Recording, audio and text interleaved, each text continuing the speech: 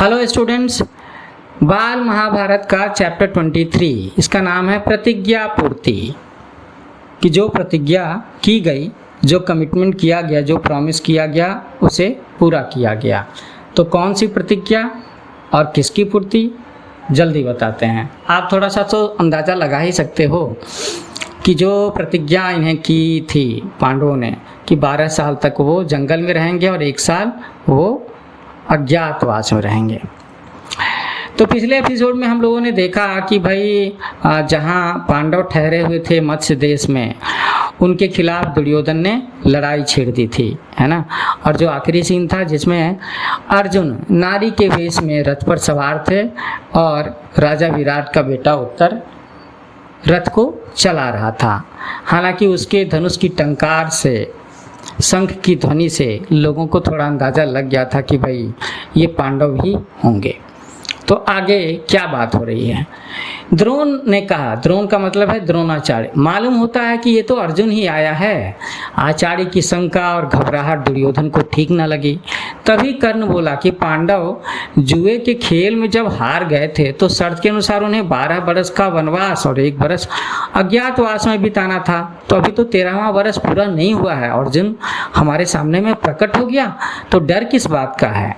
शर्त के अनुसार पांडवों को फिर से 12 बरस वनवास और 1 बरस अज्ञातवास में बिताना होगा। अजीब बात है कि सेना के योद्धा भय के मारे कांप रहे हैं, जबकि उन्हें दिल खोल करके लड़ना चाहिए।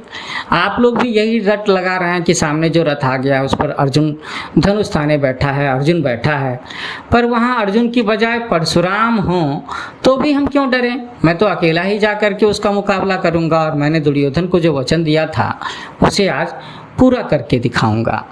तो कर्ण को ये दम भरते हुए, ये घमंड की बातें करते हुए देख करके कृपाचार्य झल्ला करके बोले कि कर्ण, मूर्खता की बातें ना करो, हम सबको एक साथ मिलकर के अर्जुन का मुकाबला करना होगा। अब ये बात सुनकर के कर्ण को गुस्सा आ गया, क्योंकि वो अपने आप को अर्जुन के टक्कर का या अर्जुन से श्रेष्ठ धनुर्धर आर्चर समझता था। वो बोला कि आचार्य तो अर्जुन की प्रशंसा करते कभी थकते ही नहीं हैं। अर्जुन की शक्ति को बढ़ा चढ़ा करके बताने की इन्हें ऐसी आदत पड़ गई है कि क्या कहें। न मालूम ये भय के कारण है या अर्जुन को अधिक प्यार करते हैं, ये कारण है। जो भी हो, मैं अकेला ही डटा रहूँगा। जब कर्ण ने आचार्य की ऐसे चुटकी ली तो कृपाचार्य के भांजे अश्वत्थामा से न रहा गया। वह बोला कि कर्ण, किया तुमने कुछ भी नहीं है और कोरी डींगे मारने में समय गंवा रहे हो, अरे कुछ करके दिखाओ। तो इस प्रकार कौरव सेना के वीर आपस में ही वाद विवाद तथा झगड़ा करने लगे। ये देख कर के भीष्म बड़े खिन्न हुए, बड़े परेशान हुए। वो बोले कि ये आपस में बैर विरोध या झगड़े का समय नहीं है, अभी तो सबको एक साथ मिलकर के शत्रु का मुकाबला करना है। तो पितामह भीष्म के इस प्रकार समझाने पर कर्ण, अश्वत्थामा आदि वीर जो उत्तेजित हो रहे थे शांत हो गए। पितामह का मतलब समझते हो ना, दादाजी। तो सबको शांत देख करके भीष्म दुर्योधन से फिर बोले कि बेटा दुर्योधन, अर्जुन प्रकट हो गया वो ठीक है, पर प्रतिज्ञा का समय कल ही पूरा हो चुका है।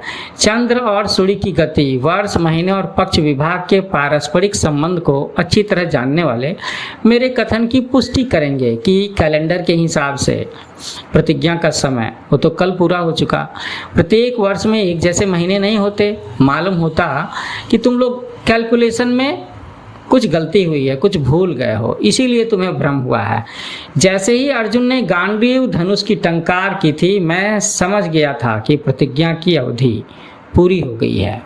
दुर्योधन, युद्ध शुरू करने से पहले इस बात का निश्चय कर लेना होगा कि पांडवों के साथ संधि कर लें या नहीं, कॉम्प्रोमाइज़ कर लें, निगोशिएशन कर लें या नहीं। यदि संधि करने की इच्छा है तो उसके लिए भी समय है। तो दुर्योधन ने कहा कि पूज्य पितामह, मैं संधि नहीं चाहता हूँ, राज्य तो दूर रहा, मैं तो 1 गांव तक पांडवों को देने के लिए तैयार नहीं हूँ। मैं ये डायलॉग दोहराता हूँ कि दुर्योधन ने क्या कहा कि पूज्य पितामह, मैं संधि नहीं चाहता, राज्य तो दूर रहा, मैं तो 1 गांव तक पांडवों को देने के लिए तैयार नहीं हूँ, ऐसा कहा। तो ये सुनकर के द्रोणाचार्य की आज्ञानुसार कौरव वीरों ने व्यूह रचना की, चक्र व्यूह। उधर उत्तर ने रथ उसी ओर हाँक दिया जिधर दुर्योधन था। अर्जुन ने गांडीव पर चढ़ा करके दो दो बाण आचार्य द्रोण और पितामह भीष्म की ओर इस तरह से छोड़े जो उनके चरणों पर जाकर के गिरे, जैसे कि अर्जुन ने उन्हें प्रणाम किया हो। इस प्रकार अपने बड़ों की वंदना करके अर्जुन ने दुर्योधन का पीछा किया। अर्जुन को दुर्योधन का पीछा करते देख करके भीष्म आदि सेना लेकर के अर्जुन का पीछा करने लगे। अर्जुन ने उस समय अद्भुत रण कौशल का मतलब है लड़ाई लड़ने की क्षमता, स्पेशल स्किल है ना, वार स्किल का परिचय दिया। पहले तो उसने कर्ण पर हमला करके उसे बुरी तरह से घायल करके मैदान से भगा दिया।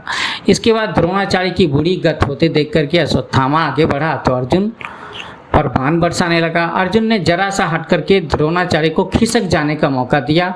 मौका पाकर के आचार्य जल्दी से खिसक गए। अब उनके चले जाने के बाद अर्जुन अब अश्वत्थामा पर टूट पड़ा। दोनों में भयानक युद्ध होता रहा। अंत में अश्वत्थामा को हार माननी पड़ी। उसके बाद कृपाचार्य की बारी यार और वह भी हार गए। पांचों महारथी जब इस भांति एक के बाद एक हार गए, डिफीटेड हो गए, तो फिर सेना किसके बल पर टिक थी, है ना। सेना के हाथ पांव फूल गए। सेना के जो सैनिक थे वो पीछे भागने लगे। सारी कौरव सेना को अर्जुन ने जल्दी ही तितर बितर कर दिया और सैनिक अपनी जान बचा करके भाग खड़े हुए। इस भांति भीषण युद्ध करते हुए भी अर्जुन ने दुर्योधन का पीछा करना न छोड़ा। पांचों महारथियों द्वारा अर्जुन को एक साथ रोकने का प्रयत्न करने पर भी उसे रोका न जा सका और अर्जुन आखिर दुर्योधन के निकट पहुंच ही गया। उसने दुर्योधन पर भीषण हमला कर दिया और दुर्योधन घायल हो गया और मैदान छोड़ करके भाग खड़ा हुआ। तो भीष्म ने उससे कहा कि अब वापस हस्तिनापुर लौट चलना चाहिए और भीष्म की सलाह मान करके सारी सेना हार मान करके हस्तिनापुर की ओर लौट चली। इधर युद्ध से लौटते हुए अर्जुन ने कहा कि उत्तर अपना रथ नगर की ओर ले चलो, तुम्हारी गायें छुड़ा ली गई हैं, शत्रु भी भाग खड़े हुए हैं। तो इस विजय का यश है ना, इसकी तारीफ, इसका इनाम तुम्ही को मिलना चाहिए। इसलिए चंदन लगाकर और फूलों का हार पहनकर नगर में प्रवेश करना। रास्ते में अर्जुन ने फिर से बृहन्नला का वेश धारण कर लिया और राजकुमार उत्तर को रथ पर बैठा करके सारथी के स्थान पर खुद बैठ गया। उन्होंने विराट नगर की ओर कुछ दूतों को यह आज्ञा देकर भेज दिया कि जाकर घोषणा कर दो कि राजकुमार उत्तर की विजय हुई है। तो इस तरीके से ये 23rd चैप्टर खत्म हुआ, जिसमें हम लोगों ने ये कहानी सुनी कि पांडवों का अज्ञातवास का 13वां साल कैसे पूरा हुआ और कैसे 13वें साल में एक बार उनका फिर से सामना होता है युद्ध के मैदान में कौरवों के साथ, दुर्योधन के साथ। फिर भी अर्जुन अपनी बहादुरी से कैसे जीत हासिल करता है। तो स्टूडेंट्स, मेरा चैनल न्यू एज कोचिंग उसे सब्सक्राइब ज़रूर करना, लाइक करो, शेयर करो, कमेंट्स भी डालना और बेल ज़रूर दबाना है ना। जल्दी मिलते हैं नए लेक्चर को लेकर के, नई कहानी का भाग लेकर के। इसका अगला भाग होगा चैप्टर 24 विराट का भ्रम। So happy learning with new age coaching.